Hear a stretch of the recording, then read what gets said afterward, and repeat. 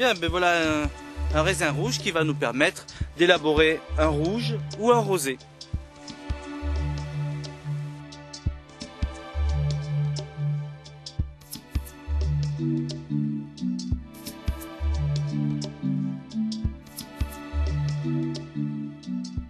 Pour le rouge, ça va aller vers la cuve, bien évidemment. Absolument. Mais pour le rosé, qu'est-ce qui se passe? Pour le rosé, à partir de la pompe à décuver, le tuyau va amener cette vendange à nouveau dans le pressoir, comme pour les vins blancs, et non plus dans la cuve, comme pour les vins rouges. Le pressoir va permettre de recueillir un jus rosé. Cette couleur sera obtenue grâce à l'effort de pressurage qui va avoir quand même le temps de communiquer la couleur depuis les pellicules vers la pulpe. C'est une macération, mais hyper courte. On peut dire cela comme ça. Et on entend parler aussi de rosé de saignée. Quelle différence y a-t-il?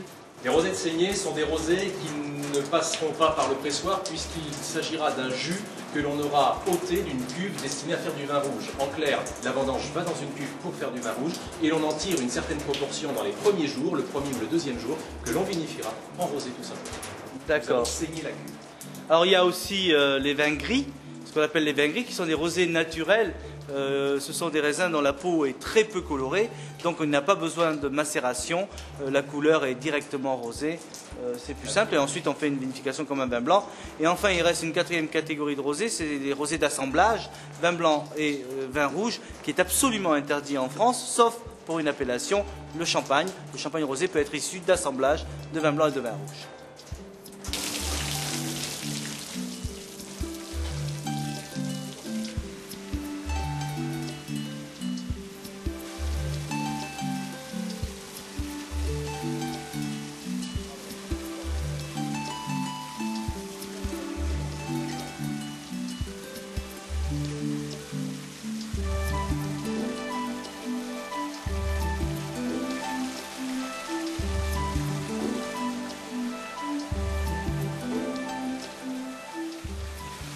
Nous avons recueilli un peu de jus afin d'évaluer sa teneur en sucre, c'est-à-dire son degré d'alcool probable.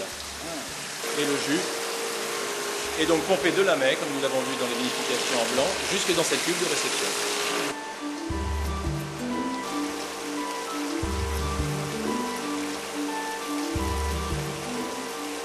Bien, le jus de raisin rosé est arrivé dans la cuve, il va démarrer sa fermentation. Absolument. On se trouve dans la même situation qu'un vin blanc, c'est-à-dire que l'on fermente uniquement à l'aide de jus, sans aucune matière solide. Donc là, il est en train de fermenter? Ce rosé est en train effectivement de fermenter. Oui. On distingue très nettement l'évacuation du gaz carbonique. Qu'est-ce qu'on appelle un rosé de macération? Le rosé de macération, à l'inverse d'un rosé de pressurage direct, a stabulé un certain temps avec la pellicule avant d'être pressé. Donc on démarre comme un vin rouge un petit peu. On démarre comme un vin rouge, mais nous utilisons le pressoir comme cuve, en l'occurrence, afin de ne pas retirer la vendange d'une cuve. Donc nous expédions comme un vin blanc le raisin à l'intérieur du pressoir, nous fermons le pressoir pendant une nuit et nous ne l'ouvrons afin d'obtenir le jus que le lendemain. D'accord, et là le jus a obtenu la couleur souhaitée. Il a obtenu une couleur plus foncée et également un potentiel aromatique plus important. Bien, ben merci. Bien. C'est bien notre santé.